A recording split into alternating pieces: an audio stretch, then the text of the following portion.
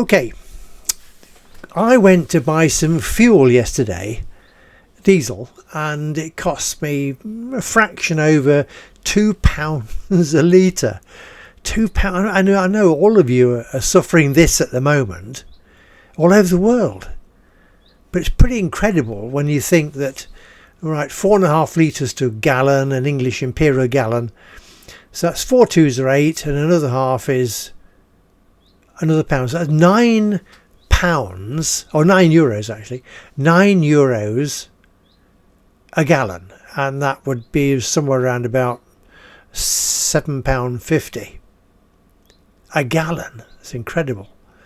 So I want to take you back to 1962 in Boston, in Lincolnshire, and I'd been at work for a couple of years at the Boston Standard, and I'd all kinds of various forms of transport to get to work, from a BSA Cycle Master, which propelling myself down the 7-mile, the board sides from Swineshead Bridge where I lived, it's 8 or 9 miles to Boston, on a Cycle Master, even against the wind, and you're having to pedal.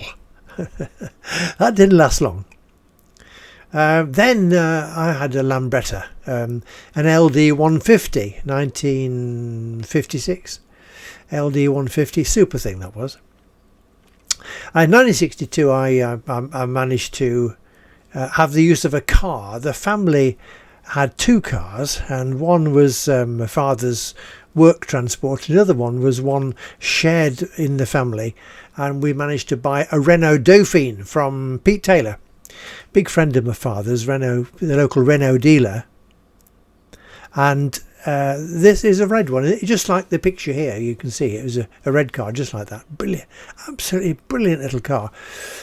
It did something like 50 to the gallon in those days, and so commuting to work and back, and a few little trips to go and see Ruth and one thing or another, then 5 gallons of petrol that would last me a whole week, no doubt at all.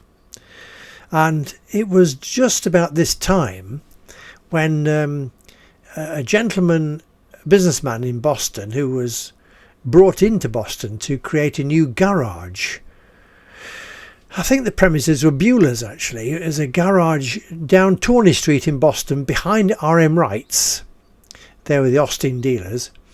And Bernard Dove came from, I don't know where he came from, but he's an amazing chap. And he created a garage there with American cars, Rambler cars. Some of you might remember this. I mean, there's not many of us left, is there? Anyway, so Bernard had this garage, Rambler Cars garage. He used to come into our office quite often at the Lincolnshire Standard to fix up adverts for the garage and things like that. So I got to know him quite well.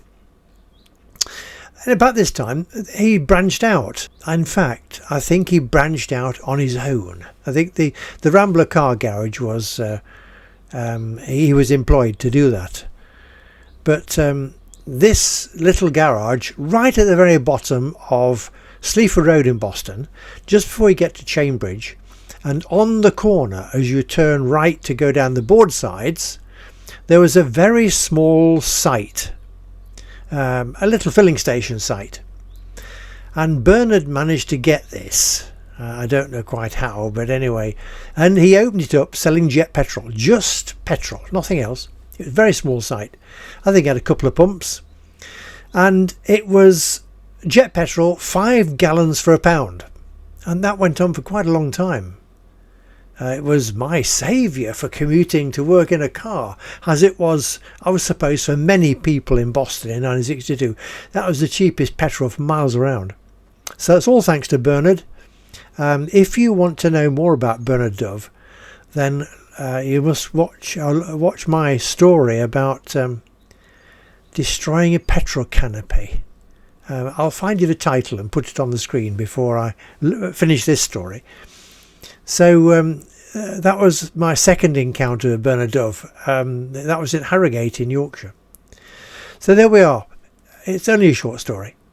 And in Boston, 1962, I mean, it probably happened all over the country, that cheap petrol was available 5 gallons for £1, and now we're paying €9